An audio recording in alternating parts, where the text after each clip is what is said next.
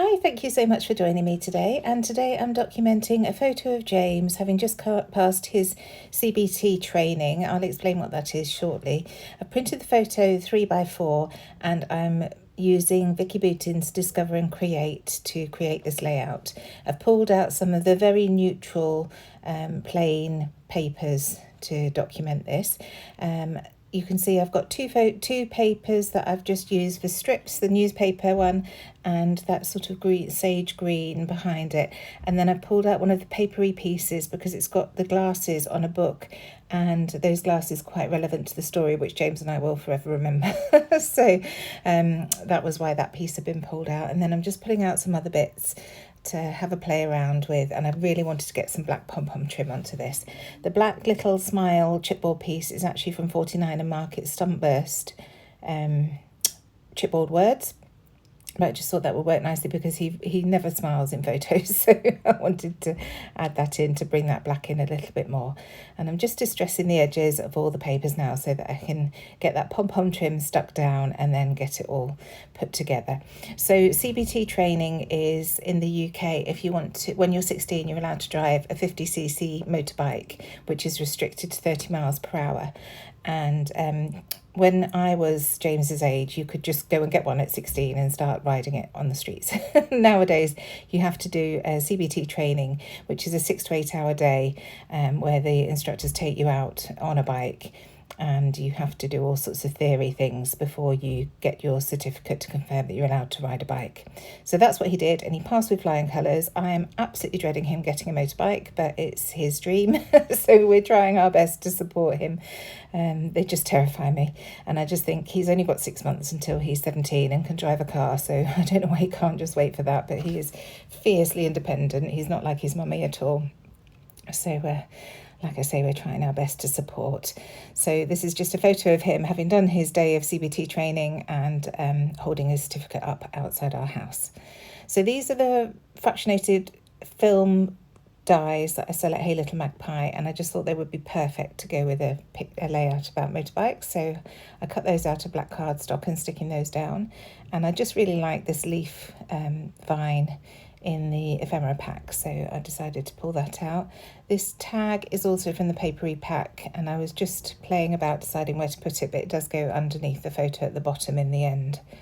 So I'm just going to peel things up as you've seen me do before if you've watched my videos before, to get them stuck down so that I don't lose positioning, because I tend to fiddle and faff for so long that I then don't want to take it all apart to lose where I had everything. So just using my Nuvo Deluxe adhesive to get everything stuck down. My little bottle, I'm having problems with the nozzle gunking up quite a lot, so I just decided to grab for my beautiful Nuvo. I do love this glue. So this film reel die was overlapping the pom-pom trim, which was causing it to stand up quite high above the layout. So I'm just snipping it at the edges of the paper and then tucking this other piece that I've snipped off under the edge of the pom-pom trim. So it still looks like one continual piece, but it just means that it's much easier to glue down to the layout. And then this small one, I'm just going to overlap onto that one. And then the other one is going at the bottom underneath that leaf vine there.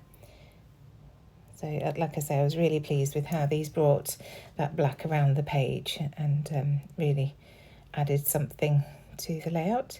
So just gluing this leaf vine down, and then I'm going to go through my stash and see what else I can add. I've got this little notebook paper that I just really like the look of. Again, it's from the papery pack. So just sticking that at the top there. And you can see I've pulled a few other bits out. This label, as I say, is going to go at the bottom here. Sorry, tag. I've glued the papery piece down a bit too strongly there, so I just have to snip the ends off the tag to make it fit. So there we go, that's that. And then coming in with a little paint strip piece, again, paint chip piece, that's the papery pack. I just went through, and anything that I saw that I thought would work, I put to one side. And then again from the papery pack, there was this phrase that says, "a walk in the park." And it really was for him. He just found it so easy. He was very lucky on this day, but I think because we were so close to Christmas, he did it on 14th of December. He was the only one there that day, so he had the instructor's full attention. So he was very lucky. So just gluing down that piece that says smile there, and I've also pulled out one of our tweed dots from Hey Little Magpie and added that. I just think it adds a nice little bit of dimension there. And now I'm going through the sticker book to see if there are any sticker phrases that I can find. So I find this one that I pop on the top that says beautiful job. And then I also found a green heart that just filled in that gap nicely next to that phrase. I really wanted to bring in one of our flare badges at the bottom because I've got those circular elements of the dies. So just adding that there with some black twine underneath, well, there's some black thread underneath. And this is just from my stash. It was one that I'd created for one of the collections that came out in the summer.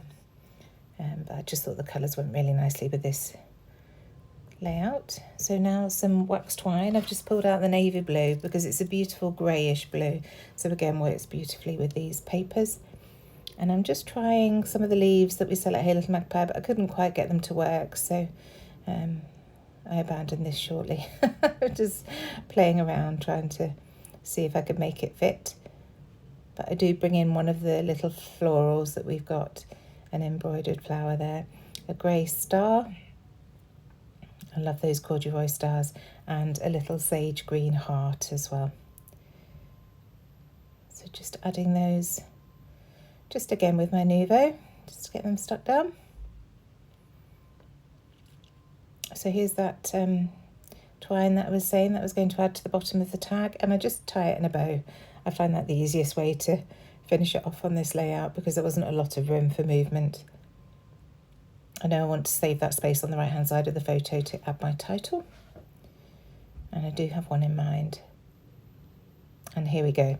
It's these puffy stickers which I've been forgetting really, I suppose, overlooking when I've been creating with this collection. So I found a phrase that said follow your dreams, and I thought that would work really nicely with this because he really is, both of them since leaving high school have absolutely flourished. I'm so proud of them. So I thought this would be fitting for this photo. So I stuck down the follow and the dreams, and then I'm just using my T-square ruler to check that I get your in the correct position and straight across the page, because I know it would have gone at an angle had I not used that ruler. So I'm just going to come in with a tiny bit of journaling here, just saying today you passed your CBT training, meaning you can now ride a 50cc motorbike. One of his wood arrows is being added there to the right. I just thought it filled in that gap nicely between the title and the journaling. And then I noticed the chipboard pieces, and I always forget that they've got these lovely stars and hearts in, and it's a really nice pack, this one, because there's a lot of black and white elements. So I'm pulling in this star and determined to use it, and it does end up there. And it again, it just brings in a little bit of different texture and dimension to the page. So I wanted to add some stitching here. I just felt that that gap next to the glasses was a bit blank. So I'm just adding 3 cross stitches, again with that navy blue stroke slate grey twine. It's the wax twine that we sell at Hey Little Magpie. I won't make you sit and watch, but you saw I just poked 6 holes down each side, and then I'm adding the 3 crosses there. And then I'll finish it off on the back with some tape. I don't do knots because they can come undone when you're using wax twine, and also it adds a bit of bulkiness to the back that I don't really want there. Now this ticket just fell out when I was going through things, and I thought, oh, that would look nice. I'm just adding that to that cluster there at the bottom. And now I'm coming in with some of the Lindy's Magicals. This is a steel one, and I just wanted to add some splatters, and you'll see in a minute I managed to drag the bow that's on my shirt cuff through those splatters just underneath the title, and it creates the it creates a smudge. So to cover that up, I'm going in with the lid of my pen and just dipping it into the paint and then adding some rings around the page. And I really love this look. It's something that I've been doing, I'd sort of got out of the habit of doing for a while, but I've been doing recently on some of my pages. So just bringing those all the way around so that that doesn't just look like an odd cluster of 3 that's covering up a mistake. So almost there. Just coming in with the date stamp, and I add it to the right of the photo there, and then decide to also add it at the bottom underneath that tag. And we're done. Thank you so much for joining me. I really hope you've enjoyed this. I'm still absolutely loving this collection. There'll be plenty more from me using this. Bye for now.